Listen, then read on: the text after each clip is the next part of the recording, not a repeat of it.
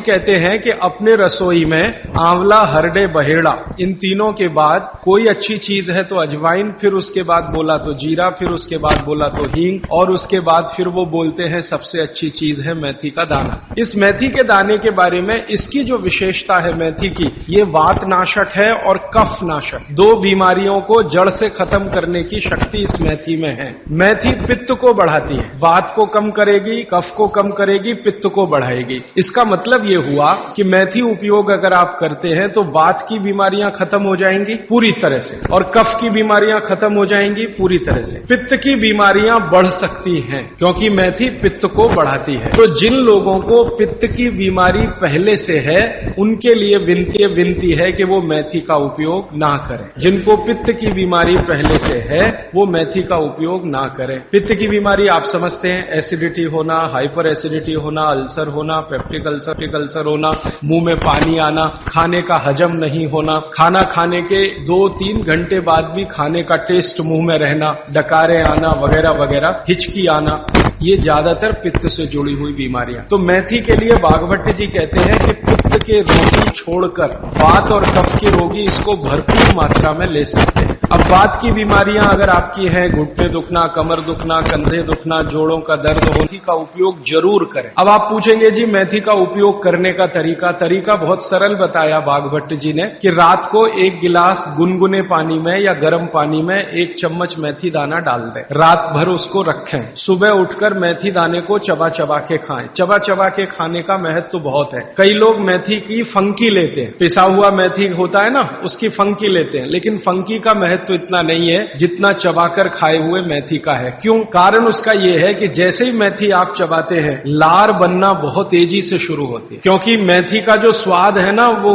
कटुक है, कषाय स्वाद है उसका। तो उस स्वाद की कोई भी चीज आप चबाएंगे बहुत तेजी से लार बनेगी, और वो लार मैंने आपको पहले ही बता दिया है आपके जीवन के लिए बहुत ही महत्वपूर्ण और उपयोगी है। इसलिए मेथी दाने को चबाकर खाने का असर बहुत गहरा और बहुत अच्छा होता है। तो आप मेथी दाना नियमित रूप से अपने घर में रखें, रसोई में रखें, उसका उपयोग करें। इस मेथी दाने के लिए एक बात वैसे मैंने महसूस की है, हमारे ज्यादातर घरों में अचार जितने भी बनते हैं सब में मेथी होती है ज्यादातर। तो आप बागभट्ट जी की बात अगर मानते हैं और सुनते हैं तो जो भी अचार में मेथी है वो अचार नहीं है, औषधि है, दवा है। माने आप कभी भी अपने जीवन में ऐसे अचार खाने से परहेज ना करें जिसमें मेथी है। मेथी है तो जरूर खाएं, वो चाहे आम का अचार हो, चाहे कोई भी दूसरा नींबू का हो, या जो भी अचार आप डालते हैं, अगर मेथी है तो जरूर उस अचार को आप खा सकते हैं। कुछ अचारों में मेथी के अलावा ये भी होती है।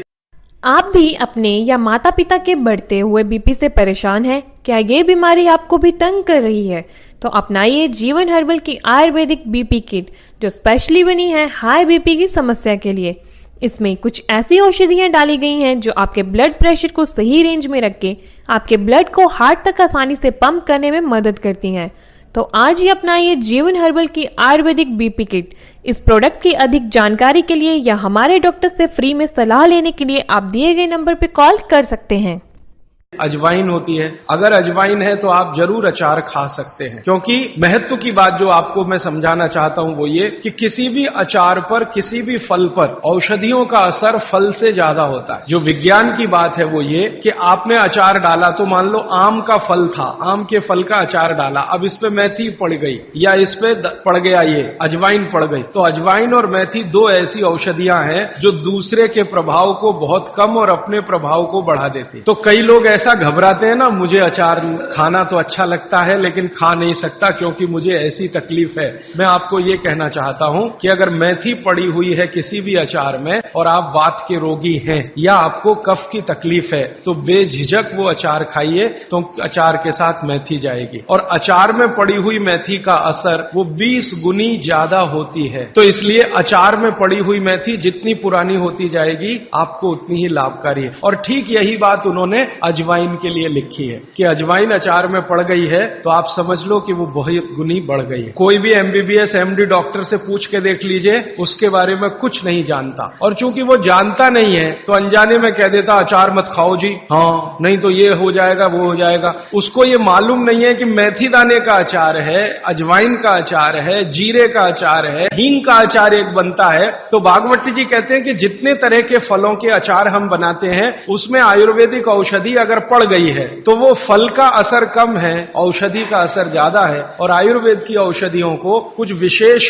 कॉम्बिनेशन में तेल के साथ अगर आप उपयोग कर रहे हैं तो असर सबसे ज्यादा। थोड़ा आगे बढ़ते हैं। वो हमारे रसोई घर में एक चीज के बारे में बहुत बखान करते हैं, माने बहुत बढ़ाई करते हैं। वो ये कहते हैं कि जो लोग खाने के बाद पान खाते हैं चूना मिलाकर, वो जिंदगी भर वात के रोगी होंगे नहीं। जो खाने के बाद पान खाते हैं चूना मिलाकर, वो जिंदगी भर वात के रोगी होंगे नहीं। माने चूना वो बोलते हैं सबसे बेहतरीन वातनाशक औषधि है। मेथी का दाना तो है ही, चूना उससे थोड़ा 1 डिग्री ऊपर है मेथी दाने से। चूना सबसे अच्छी वातनाशक औषधि है। चूने के बारे में भागवत जी का बहुत रिसर्च है, बहुत रिसर्च है। और वो ये कहते हैं कि ये भगवान की दी हुई प्रचंड मात्रा में अद्भुत ऐसी चीज है जो आपके वात के सब रोगों को दूर करेगी। माने घुटने दुखते हैं, कमर दुखती है, कंधा दुखता है, चूना खाइए। फिर वो कहते हैं कि इतना ही नहीं, शरीर में कैल्शियम जो है ना, कैल्शियम ये एक घटक है, माइक्रो न्यूट्रिएंट इसको कह सकते हैं अंग्रेजी में, सूक्ष्म पोषक तत्व है। ये कैल्शियम के बारे में जो गंभीर बात है आज के विज्ञान के हिसाब से जो मैं कहना चाहता हूं, भागवत जी ने तो 3500 साल पहले कह दिया, आज का विज्ञान उसको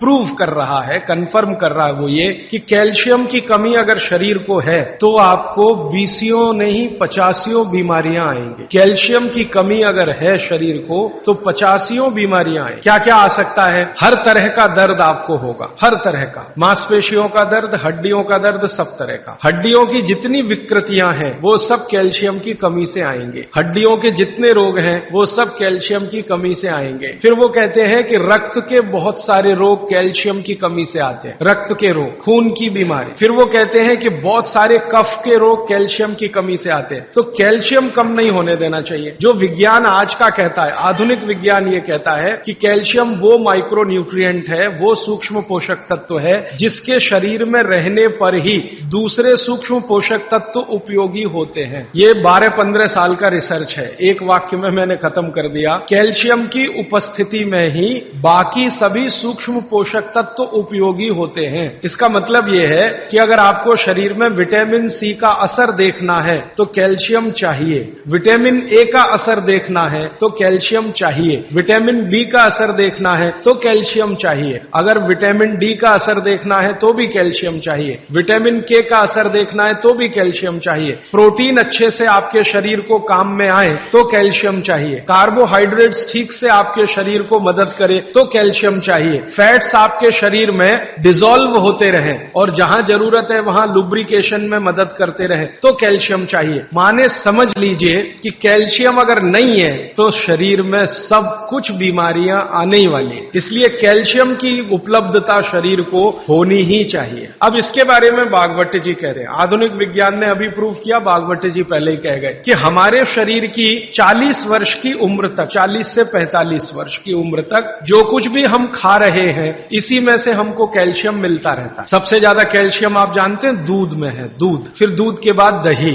दही के बाद मठा, मट्ठे के बाद मक्खन, मक्खन के बाद घी, इन सब में भरपूर कैल्शियम। फिर आपने खाया संतरा, मौसम्मी, नारंगी, अंगूर, द्राक्ष, जो भी खट्टे फल, आम वगैरह वगैरह, सब में कैल्शियम भरपूर मात्रा में है। फिर सबसे ज्यादा कैल्शियम फलों में माना जाता केले में है। केला भरपूर खाना चाहिए क्योंकि कैल्शियम का सबसे बड़ा भंडार है और आसानी से हजम होता है। तो ऐसे जो फल हैं इनका जो कैल्शियम है ये 40-45 साल तक हमें आसानी से मिलता रहता है, क्योंकि शरीर की जो बायोकेमिस्ट्री है 40-45 साल तक एकदम दुरुस्त और तंदुरुस्त रहती है। जठर अग्नि भी तीव्र रहती है, बाकी सब फंक्शन ठीक है। लेकिन जैसे ही 45 की उम्र खत्म होती है, माताओं को ये बात विशेष रूप से कह रहा हूं, बहनों को, माताओं को, जैसे ही आपकी 45 की उम्र पूरी होती है और आपका मेंसेस साइकिल बंद होता है, मासिक धर्म आपका बंद होता है, उसी समय आपको कैल्शियम हजम होना कम होना शुरू होता है। आप कितना भी ये सब चीजें खाएं, केला भी खाएं, ये भी खाएं, लेकिन कैल्शियम उतना पूर्ति नहीं करता, क्योंकि कैल्शियम को शरीर में डाइजेस्ट कराने वाला जो हार्मोन है वो तभी तभी तक आपको है जब तक आपकी मासिक चक्र की शुरुआत है। मासिक चक्र बंद होते ही ये हार्मोन कम होता है। आप जानते हैं कई हार्मोन्स कम हो जाते हैं, तो कैल्शियम डाइजेस्ट होना बहुत मुश्किल होता है। तब आपको जरूरत पड़ती है कि बाहर से कैल्शियम लें। इसलिए सब माताएं इस बात को ध्यान दें और इसको गांठ बांध लें कि 45 की उम्र होते ही चूना खाएं, क्योंकि अतिरिक्त बाहर से कैल्शियम उसी से मिलेगा। चूना जरूर खाएं आप सबके लिए, और आपको भी है चूना खाएं। अगर आपको भी बैठने उठने में परेशानी होती है और आप भी जोड़ों के दर्द से परेशान हैं, तरह तरह की दवाइयां खा के थक चुके हैं, तो अब समय आ गया है इस दर्द को बाय बाय बोलने का। जीवन हर्बल लेके आया है आपके लिए स्पेशल जॉइंट पेन किट, जो आयुर्वेदिक जड़ी बूटियों के मिश्रण से तैयार किया गया है, जो आपके जोड़ों के दर्द, सूजन, अकड़न से आपको राहत देगा। ये प्रोडक्ट एकदम नेचुरल है, जिसका कोई साइड इफेक्ट नहीं है। इस प्रोडक्ट से रिलेटेड किसी भी तरह की जानकारी या हमारे डॉक्टर से फ्री में सलाह लेने के लिए आप दिए गए नंबर पर कॉल कर सकते हैं। क्योंकि आपकी उम्र भी 45 की जब पूरी होगी तो ये जो कैल्शियम है वो आपके लिए पर्याप्त नहीं है, जो फलों से और सब्जियों से आ रहा है, कुछ अतिरिक्त चाहिए। और चूंकि बाकी सब माइक्रो न्यूट्रिएंट्स कैल्शियम की उपस्थिति में ही काम आएंगे, इसलिए इस पर ध्यान दीजिए। तो शायद इसलिए इस देश में एक परंपरा विकसित हुई है पान खाने की। ये पान खाने की परंपरा बहुत वैज्ञानिक है, बहुत ही वैज्ञानिक। जिसने भी शुरू की वो बाघभट्ट का पक्का चेला रहा होगा, बहुत समझकर उसने ये शुरू की। और ये अद्भुत है। अद्भुत मैं इसलिए कह रहा हूं कि भारत की सब जातियों में उत्तर से दक्षिण, पूरब से पश्चिम ये परंपरा है। कहीं भी चले जाओ, आप सिक्किम में चले जाओ, अरुणाचल में चले जाओ, वो भी पान खाते हैं। और आप धुर दक्षिण में आ जाओ तो यहां भी है, उत्तर में चले जाओ, कहीं भी चले जाओ, तो ये पान खाना भारतीय सभ्यता का एक बहुत महत्वपूर्ण अंग है, जो स्वास्थ्य से जुड़ा हुआ है। बस ध्यान इतना ही रखिए कि पान जो है चूने का ही खाना है। पान जो है चूने का ही खाना है। पान कभी भी कथे वाला ना खाएं, क्योंकि कथा आपके लिए उतना उपयोगी नहीं है। कथा स्वाद के लिए आप उपयोग करते हैं, चूना औषधि के लिए उपयोग करते हैं।